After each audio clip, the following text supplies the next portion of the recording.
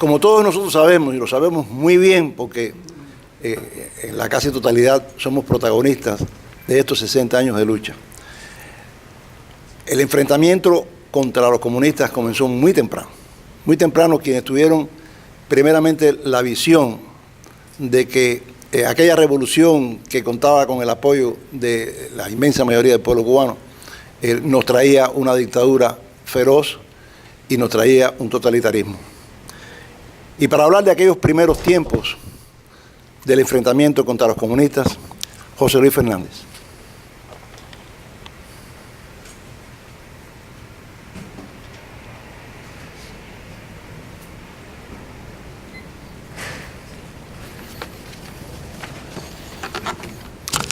Muy buenos días a todos. El ser primero en lo único que tiene oportunidad es en las lanchas de desembarco. Sea el primero en montar y será el último en bajar. El ser primero pues tiene sus dificultades. No obstante, mi nombre es José Luis Fernández, soy natural de San Diego del Valle, provincia de Las Villas. Gracias al Instituto de la Memoria Histórica por darme la oportunidad de exponer parte de mis experiencias al comienzo de esta larga y cruenta lucha. Esta histórica conferencia, que tal vez es el preludio de otras en beneficio de rescatar la memoria perdida, tiene como propósito demostrar la primero reafirmación democrática y después demostrar que hay 60 años de lucha. Desde el principio mismo del año 59, numerosa y sostenida. El comienzo de mis actividades empieza en enero de 1959.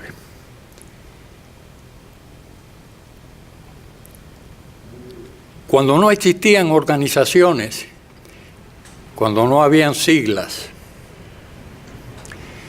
y cuando no se hablaba de traición, surgen por iniciativa propia en parte y por rechazo a la presión que se ejercía sobre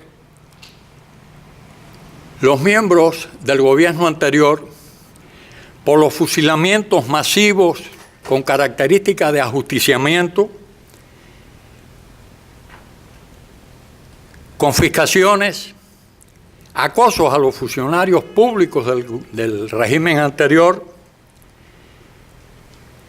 persecución inclusive a los alcaldes, muchos que fueron elegidos democráticamente y que pertenecían al partido de oposición en el gobierno. También mi padre fue un factor que influyó en mí, aseverando que lo que venía era comunismo. Mi primera actividad es relacionarme personas con inquietudes como las mías. Muchos no tuvieron vínculos con el gobierno anterior ni con la revolución. Aquí en el exilio y en Cuba quedan personas que pueden dar testimonio de esta exposición que estoy haciendo.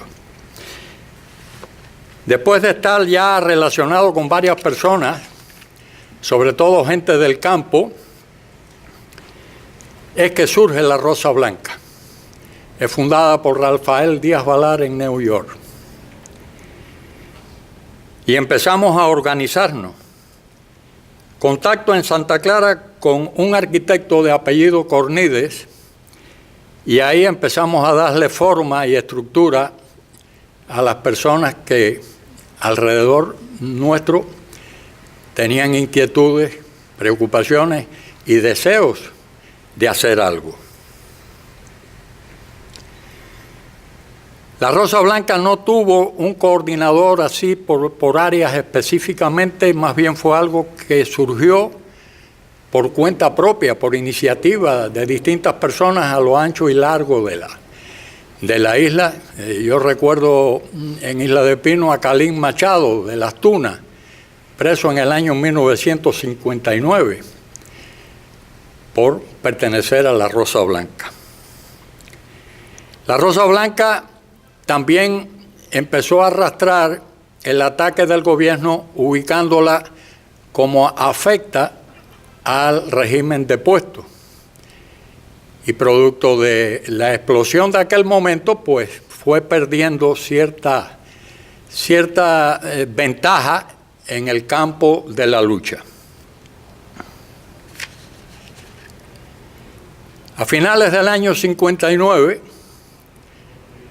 a través de Helio Lugo, hermano del alcalde Emiliano Lugo Ochoa de San Diego del Valle, me conecta con Joaquín Saurí, ex cabo de la Policía Nacional, que militaba en un movimiento católico que se llamaba MACU, o su sigla era MACU, Movimiento Católico Anticomunista Unido.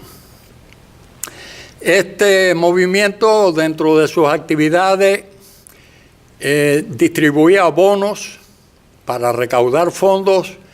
Los bonos tenían un Cristo crucificado y una leyenda que decía: cristianos con un falso nacionalismo, los judas del nuevo orden nacional tratan de esclavizar nuestro destino y familia con el comunismo opresor y sangriento. Ya ahí pues teníamos alrededor de 20 personas organizadas, teníamos una tesorera que se llamaba Oristela López, que cumplió 10 años de prisión, y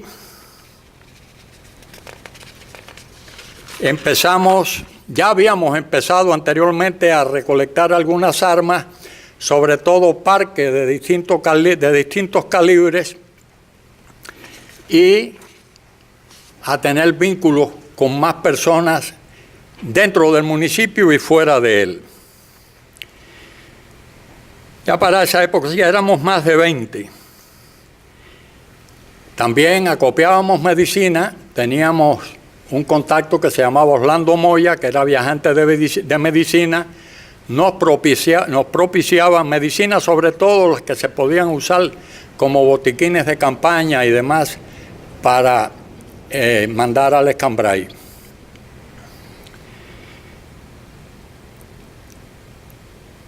Estando en este esfuerzo con el movimiento MACU, mi contacto era una joven que su seudónimo era Virina. A través de ese movimiento, pues, se alzó Isel Núñez, quien tenía una situación totalmente insostenible, y fue llevado hasta el Escambray para engrosar la guerrilla del Congo Pacheco.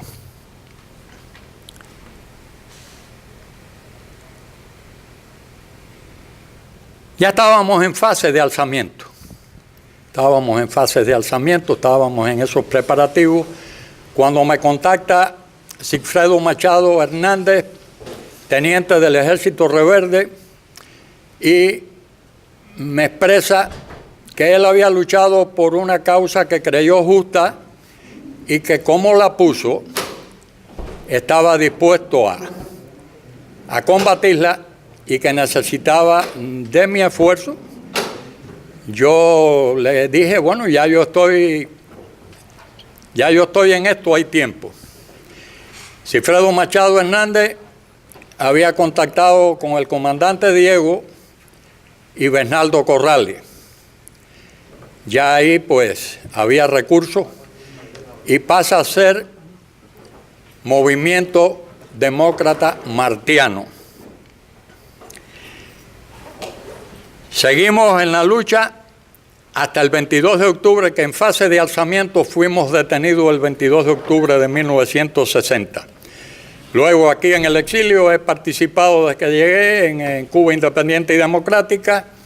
He estado fuera del país en distintas ocasiones en estos quehaceres, y hoy en día, pues, a través del Presidio Político Histórico y del Instituto de la Memoria Histórica, de la cual soy su director, pues sigo en pie dando mi modesto esfuerzo para el rescate de las libertades conculcadas en mi patria. Me es difícil, a todo el mundo lo es difícil hacer alguna exposición sobre su persona, He dicho brevemente en lo que es un siglo de existencia en cuanto a presión, persecución y acoso se refiere. Muchas gracias a todos y adelante, sigamos reforzando con nuestra presencia en cada evento del Instituto.